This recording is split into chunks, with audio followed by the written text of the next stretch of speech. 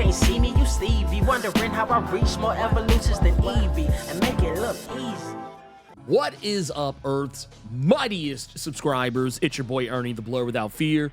Welcome back to the channel. So today's video, we're going to be talking about G.I. Joe #2, and this one is going to be the issue that's going to prove that the Energon universe just got it. Like, they understand the assignment. Everybody working on these books, Joshua Williamson, as well as Kelly Thompson and Dan Waters, Robert Kirkman, Daniel Warren Johnson over on Transformers. Everybody understands the assignment that you gotta take that old shit and you gotta make something new out of it. And I love the Energon universe for it. I know there's some people who are mad that it's not just a perfect retelling of those old comics that we already got in the 80s, or a perfect retelling of the animated series, and that goes in regards of both like G.I. Joe and Transformers. But I'm telling you right now, this is the type of stuff I'd love to see. I love when adaptations come to the table with something more than what we've already seen, especially for a guy like me who's 42 now and grew up with these properties when they were in their heyday. So yeah, that's something I'm very excited for. And one of those things specifically is Cobra Commander and Destro over on the Cobra side of things. You see, we talked about this in the previous issue, but we've already seen that Cobra has brought to bear the iconic laser rifles that I think people like myself who grew up as kids in the 80s, growing up with the cartoon, that's just the sort of stuff that you love to see. But they brought it with this flair that made those laser rifles so deadly, because that was the running gag, that no one in G.I. Joe or Cobra could shoot worth a damn. And in the first issue already, the laser rifles, they still have the new laser rifle smell on them, and Rock and Roll has already had his jersey retired. It is literally hanging up in the rafters right now, and I love to see it. Not to say I'm happy to see Rock and Roll die, but I mean the fact that they put real stakes on this.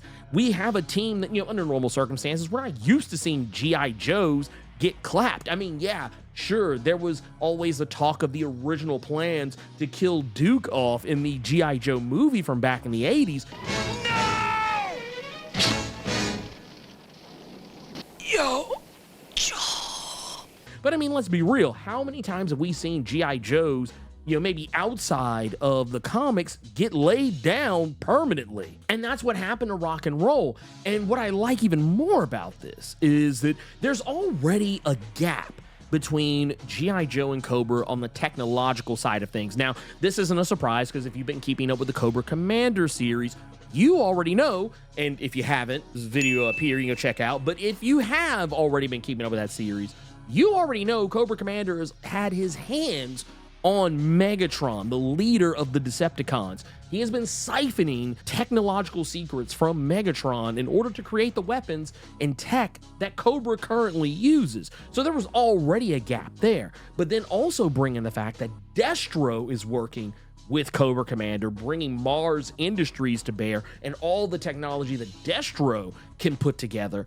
And that's how you got those laser rifles. Well, Cobra Commander has added yet another bell and whistle to that laser rifle. And it's the fact that they don't want the Joes getting their hands on this tech. I had originally mused, I was like, oh, the Cobra operatives have laser rifles, so they're probably going to wind up getting their hands on one of them, take them back to the pit, the G.I. Joe's headquarters, and try and find a way to reverse engineer them. No, Cobra has already thought ahead on that. They don't want the Joes getting their hands on these weapons. After Rock and Roll gets sent on a permanent trip to the Gulag, we see G.I. Joe member Clutch pick up one of the rifles.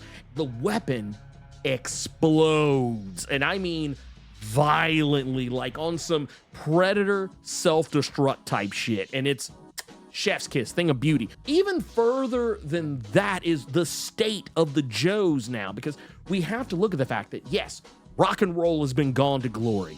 Clutch, we'll talk more about that here in just a minute, but just know that Clutch missing in action after that explosion. We'll talk more about Clutch when I want to get into what I feel is actually the more spoilery side of things. But, when we get to Stalker, Stalker has been laid down. He's not dead, but he had to be rushed into surgery just to stay alive. And it's heavily implied that he probably will not be a field operative again anytime soon, if ever. CoverGirl, who had kind of made her triumphant return to G.I. Joe Comics. I mean, I know technically she's appeared in the Duke series as well as the first issue of G.I. Joe, but the thing that I thought was kind of interesting about this is that CoverGirl was such a non-entity in the animated series that I would forgive anyone who was only familiar with the G.I. Joe cartoon to not really know who she was or even be checking for her. But if you ever read the G.I. Joe comics back in the 80s, or even the more recent, I think when IDW, had the rights to G.I. Joe, that was where CoverGirl got the lion's share of her storytelling over the years. So the fact that she shows up, she's finally back in comics, and she has already been laid down. Once again, just like Stalker, she's not dead, just in intensive care. That laser rifle, while she didn't catch it the way Rock and Roll did, she wasn't far from it, and you can already see that just looking at her alone, these laser rifles are nothing to play with. And like I said, I love how deadly this universe is because there's stakes now. Yeah, sure, the cartoons, you'd watch G.I. Joe, you would see 80 million bazillion laser rifle blasts firing through the air, red, blue. It looked like a rave at that point. And no one is getting killed. No one's getting laid down. Most of the time, no one's even getting hit, except for like vehicles and stuff. And here it's like, oh man, this is for real. Cobra is out here laying folks down. Let's go. Like, even to the point we see the Valkyries of Cobra, they come down and it's kind of funny how Cobra works, because there's not very many women on either the Cobra or G.I. Joe sides. But I love how they actually decided, oh no, we're gonna actually have more women, but we're gonna put them in a role where they're not actually in combat on the Cobra side, but they're gonna come down and just clean up. Like, yeah, whoever we lay down and just make sure they're dead. They call them the Valkyries. I love it. That's fantastic. I'm here for it, 100%. Just more because it's so on brand for Cobra. I'm glad that the women on the Joe side actually get to do stuff in active combat. But yeah, on the Cobra side, like, it actually makes more sense. It actually just makes more sense for the type of organization the Cobra Commander is putting together. Cobra Commander is tapping into that MAGA type element, that Proud Boys, Boogaloo Boys type element to build up his ranks of Cobra, as we saw in the Cobra Commander series. Yeah, I don't know, man. I'm really feeling it. But with everything Cobra has done up to this point, the Joes have to figure out what to do next. And right now, there's only 2 active Joes right now, at least as far as Duke is concerned. It's himself and Baroness, who are still alive to fight another day, albeit both of them are worse for wear because of it. And you also have to take consideration a third member, Risk. Risk, it was the character we talked about in the previous video for G.I. Joe #1, which, once again, you've not checked that out. It's up there. But Risk, I'm not really going to go too much detail with Risk because we've already kind of talked about him. We already kind of got what I felt was a decent introduction to him. I mean, the first issue was more shorthand to get you up to speed on who Risk was. Here, you actually get it spelled out for you who he is, but I've already told you that information in the previous issue because I was able to figure it out for myself. You get past that part and you just really have to contend with the fact that Duke and Risk already don't get along, because Risk, well, his name probably gives away a lot of his personality. The reason why he's called Risk is because he used to work in risk assessment for missions. So that's where that name comes from, but it also seems like he's willing to take some risk as well. And he's got more of a devil-may-care attitude compared to Duke's more hard-nosed, traditional leadership. And they're not getting along because Risk is making jokes at Duke's expense. Even when he's not making jokes at Duke's expense, it feels like he is. So we're gonna have to wait and see, who else is gonna be joining the squad after this, because once again, Rock and Roll is gone to glory. So that kind of opens up the door for more heavy weapon specialists to come in and take over his spot.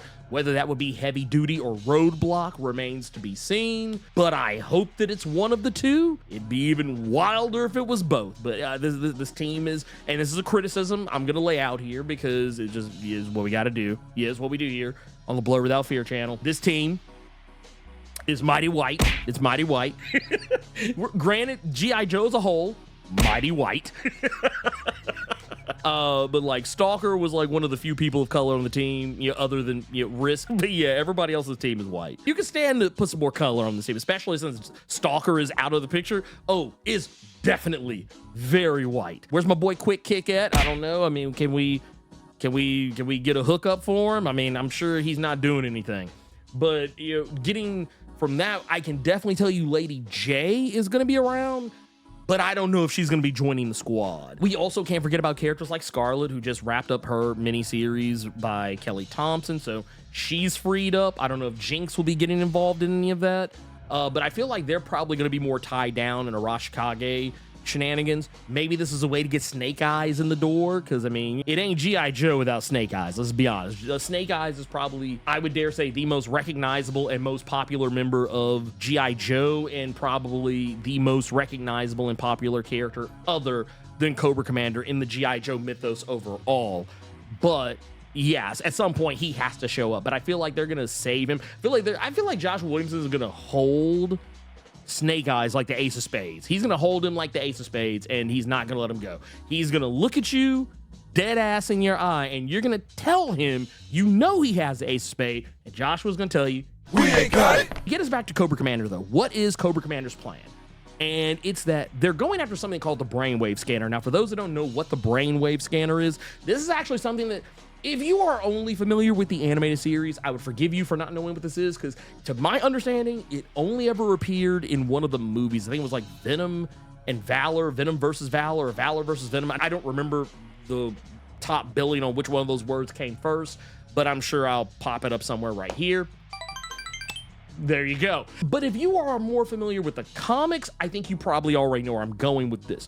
The Brainwave Scanner was a device that Cobra often used to either take the captives that they would get or their soldiers that were already there and use it to indoctrinate them into Cobra, making them loyal soldiers. So this is an important device, something that I'm pretty sure Cobra Commander realizes he's already gonna need. I don't think he ever used it on anyone that was higher than like just a common foot soldier, but I can definitely tell you as far as G.I. Joes go, I think the most famous usage of it was when it was used by Dr. Venom, who in this issue is referred to as Dr. Archibald Monev, but that's just Dr. Venom's government name. But in the original comics, Dr. Venom used this device to try and get Snake Eyes to give up the location of the pit.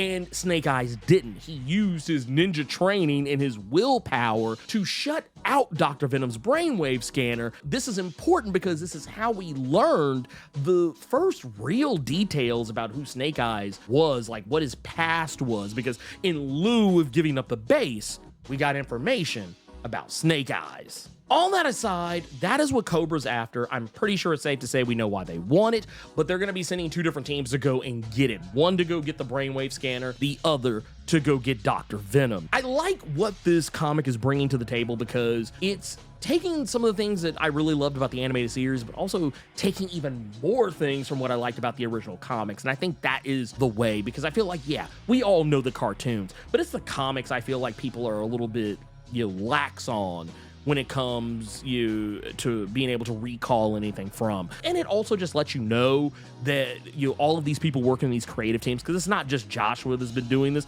everyone else has been doing this as well on the other Energon Universe books. You can also tell that Daniel Warren Johnson, while a lot of his inspiration typically comes from the animated series, but you can also tell he paid a lot of attention to the old Transformers comics as well. But yeah, this book is great. Once again, I keep saying it over and over and over again. The Energon Universe is lit, and one of these days somebody's gonna listen, because I feel like these books are so good, and I think people really need to start paying them some attention. You can't look me in my eye and tell me that you are a G.I. Joe fan or a Transformers fan, or God help you, a fan of both, and you're not reading this. That would just make me feel like you're lying. But anyway, I highly recommend you go check it out. Go to your friendly local comic shop and go pick it up. Go get these in your pull box. I think there are trades for both Duke, Cobra Commander, Void Rivals, and Transformers out as we speak. I think both Scarlet and Destro have recently been collected or are about to be released as a collection. Go check it out. And if you don't have a friendly local comic shop in your area, you can also check out this QR code that's down below. If you scan that, it'll take you to your app store of choice. You can pick up the Global Comics app. A lot of that stuff is on there to read. And if you don't want to buy individual issues, you can actually read the entire Global Comics store if you have a 1-year subscription. And that 1-year subscription is normally like 79, 89 bucks. But if you use my promo code GCX Blerd Without Fear, or if you click the link in the description and go to the website, it'll actually already have it logged in for you. You will get 33% off your first 1-year subscription. So I highly recommend you do that sort of thing, because I just refuse to allow anyone to miss out on something as amazing as the Energon universe right now. You can read the majority, if not all of it, on Global Comics.